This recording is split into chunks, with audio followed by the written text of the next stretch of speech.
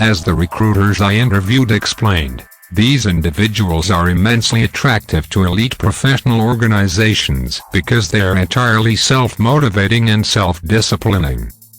The firm in effect tells the insecure overachiever, "We are the simplest within the business, and since we would like you to figure for us, that creates you the simplest." 2.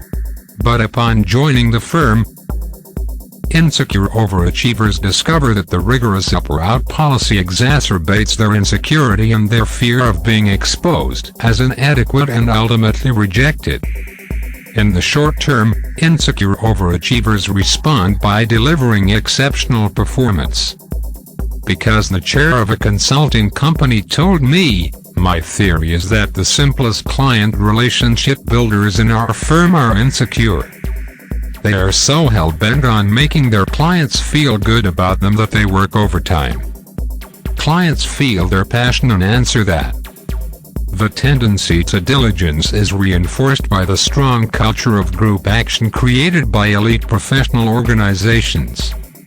On the one hand, this is often comforting. Some professionals I even have studied ask their firms as being sort of a family, or something even more intense. Together consultant described it, "When I first came here, I thought, this place seems like a cult. But now I even have been here a short time, I feel it's great." Taken to extremes, the insecure overachiever's sense of commitment can cause extreme conformity and therefore the normalization of unhealthy behaviors. Paradoxically, the professionals I studied still believe that they need autonomy, which they are overworking by choice. They are doing not blame their organizations, which in any case have invested in work-life balance initiatives and wellness programs. Instead, they blame themselves for being inadequate. Their colleagues seem to be coping, and that they take that as further evidence of their own inadequacy. They are doing not talk honestly to their colleagues about their problems, thus perpetuating the parable of the invincible professional.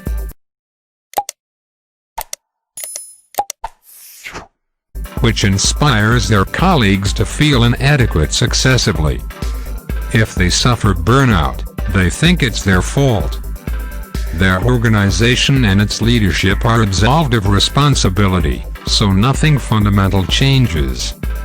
As a result, by the time insecure overachievers become leaders of their organizations, they unconsciously replicate the systems of group action and overwork that help to make them. If you're a paysetter who is wondering, "Why am I working harder than ever?" take an honest check out yourself, the organization that has created you, and therefore the organizational practices you're perpetuating. Working hard are often rewarding and exhilarating. But consider how you're living. Recognize once you're driving yourself and your staff too hard, and find out how to assist yourself and your colleagues to step back from the brink. Your insecurities may have helped to urge where you're today, but are they still working for you? Is it time to acknowledge that you simply have made it and to start out enjoying the experience a touch bit more?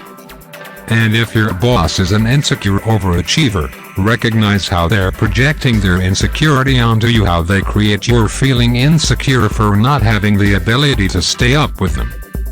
Work exceptionally long hours once you got to or want to, but do so consciously, for specified time periods, and to realize specific goals.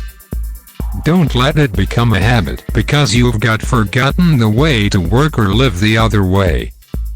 And notice how you judge colleagues who are working less hard than you. They'll have discovered something you would like to find out. If you're a paysetter, you've got a responsibility not just to your firm, but to the people that work within it. Help your colleagues to realize their full potential, but don't allow yourself to exacerbate and exploit their insecurities. And remember that your ultimate duty of care is to yourself.